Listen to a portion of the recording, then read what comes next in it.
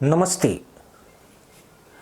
राष्ट्रपति इब्राहिम रईसी और विदेश मंत्री हुसैन अमीर अब्दुल्लाहियन की हेलीकॉप्टर दुर्घटना में मौत के बाद ईरान में शोक और गुस्से की लहर दौड़ गई है।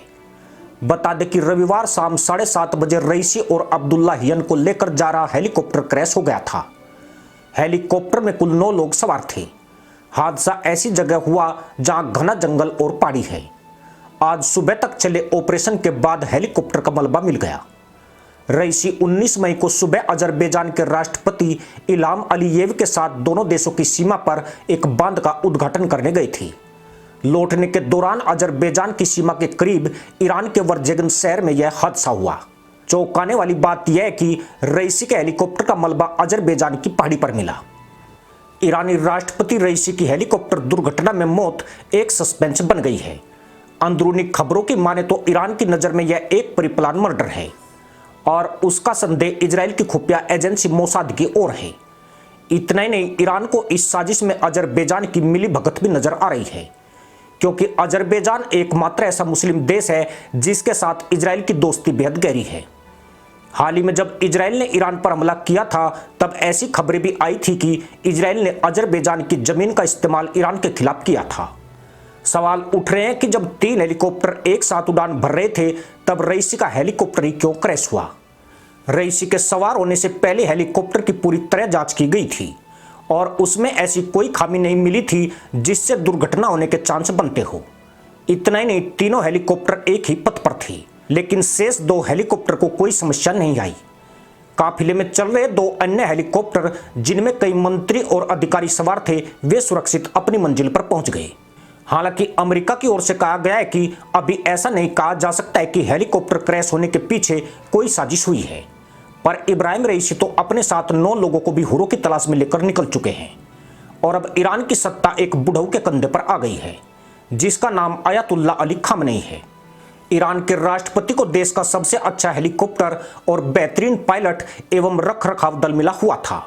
ऐसे में उनका लापता हो जाना या किसी हादसे का शिकार हो जाने की उम्मीद बेहद कम थी, लेकिन इसके बावजूद भी उन्हीं का हेलीकॉप्टर क्रैश हुआ है और शेष 2 हेलीकॉप्टर को इस इलाके में कोई समस्या नहीं आई। ईरान और इजराइल के बीच गाजा युद्ध के समय से ही तनाव चरम पर है। इब्राहिम रईसी और ईरानी विदेश मंत्री अब्दुल्लाहियन इजराइल के खिलाफ सबसे ज्यादा आक्रामक थे।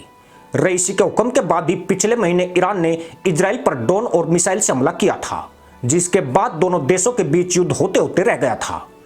इजराइल अपने दुश्मनों को खामोशी से खत्म करने के लिए कुख्यात है।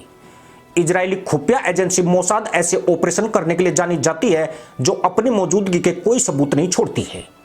इसलिए इस घटना के पीछे इजराइल का हाथ होने से इनकार नहीं किया जा सकता है।